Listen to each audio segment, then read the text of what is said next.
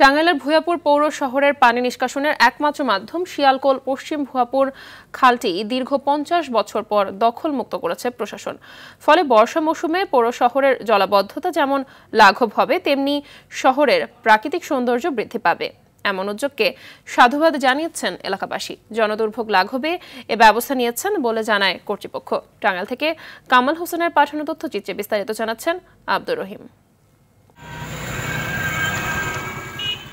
টাঙ্গাইলের ভুঞ্জাপুরে শিয়ালকোল খালটি দখলমুক্ত করে খনন শুরু করেছে প্রশাসন। একসময় এ খাল দিয়ে চলাচল করত বড় বড় নৌকা।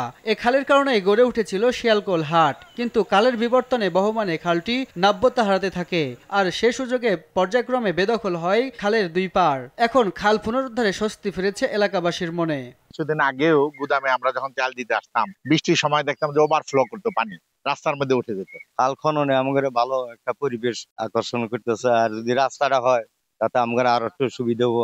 এত বৃষ্টি পড়লেই বাড়িতে পানি উঠে পড়তো। আগে বৃষ্টি আইলে গেলা তলায় মলায় গেছি গা, অহানার তলাবো না। পৌর কর্তৃপক্ষ ও উপজেলা প্রশাসন জানিয়েছে, জনদুর্ভোগ লাঘব, জলাবদ্ধতা নিরসন ও কৃষিজমি রক্ষার পাশাপাশি এলাকার সার্বিক উন্নয়নের জন্য শিয়ালকোল খাল দখলমুক্ত করে খননের উদ্যোগ নেওয়া হয়েছে। এলাকাবাসী এবং সুশীল সমাজের সার্বিক সহযোগিতায় আমরা এই কাজটি সুষ্ঠুভাবে সম্পন্ন করতে পেরেছি। আমরা এই খালেরই আরো কিছু শাখা আছে যেগুলো আমরা পরবর্তীতে খনন করার কার্যক্রম শুরু করব। এই খালের মাধ্যমে আমাদের যে জলাবদ্ধতা আছে, জলাবদ্ধতা দূর হবে। শিক্ষা প্রতিষ্ঠানে যে নিয়মিত যে পাঠদান কার্যক্রমে আর কোনো ধরনের কোনো ব্যাঘাত ঘটবে না, এবং একই সাথে বর্ষার দিনে যে কৃষকরা তাদের ফসল তারা ফলাতে পারবে। দখলমুক্ত খাল খনন করায় একদিকে যেমন নাব্যতা ফিরে পাবে, তেমনি জলাবদ্ধতা কমবে, রক্ষা পাবে ফসলি জমি ও বসতবাড়ি। আব্দুর রহিম, RTV।